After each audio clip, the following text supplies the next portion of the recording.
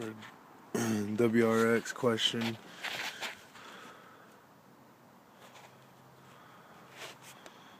On the rocker cover, there's two valve hoses.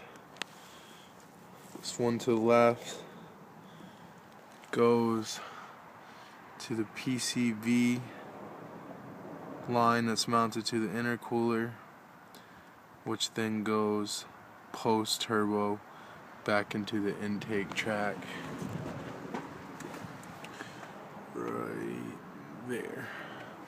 Question is, this one goes around and goes inside of there underneath the intake manifold. What direction of flow, or how does that exactly work? Got the car all torn apart. Show a quick starter tutorial, learned the hard way in Vermont. Snow, cold, no garage. These are the garages. Nothing. Underneath, yeah, nice and icy.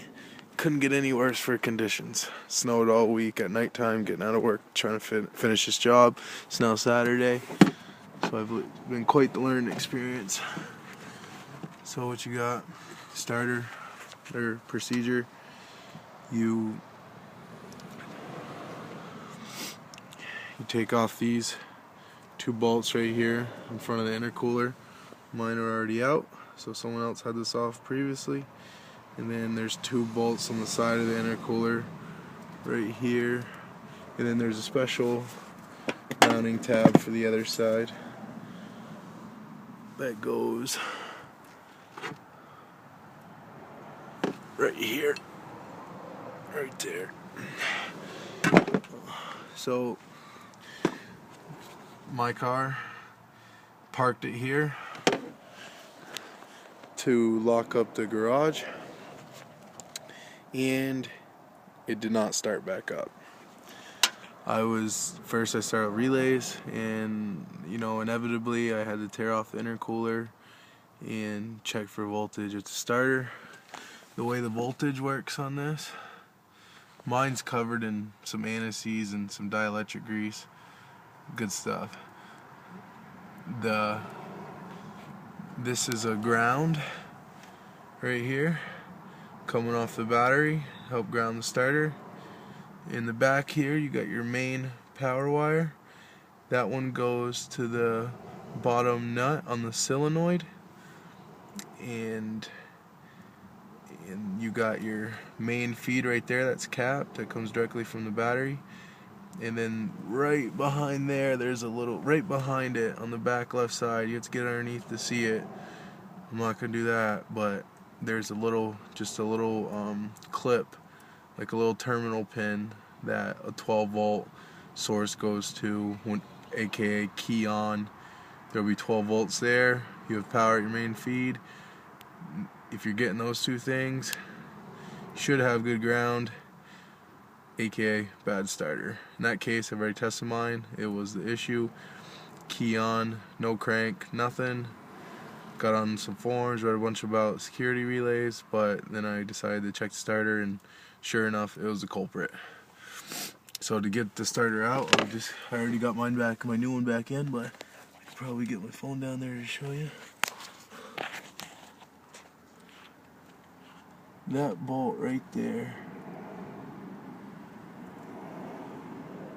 Oh, wait a second. Hopefully you see that somewhere in there. There's a bolt on basically there's two bolts. There's one on the right below this grounding stud on the top right, and then there's one on the bottom left. If you get underneath it, you can see it clearly. Mine was seized right in there. Terrible angle on the ground, but I was able to use a long 3/8 breaker bar with like a swivel type of head and kind of extend it out past the CV shaft, and I cracked it that way. And then there was rust buildup on the actual bolt. The bolts are about probably this long right here. right about there. So mine unthreaded, but then there was rust built up right here, so it wouldn't come out of the casing. So I had to pry and lubricate and work it back and forth, and yeah, finally prying it, and I hit it with a hammer leverage on the bottom, and it popped out. So okay, so now my process, I had to get a new PCV valve hose because it was so brittle. I put too much weight on it, and I'll show you which one. That's where the initial question came from. I put so much weight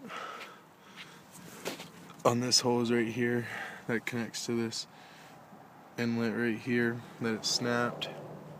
I got an aftermarket one, Bonds. I got the OEM one on the way, but it's the weekend. It's finally daylight and a little cold out here right now, but I'm gonna get this done with and figure something out.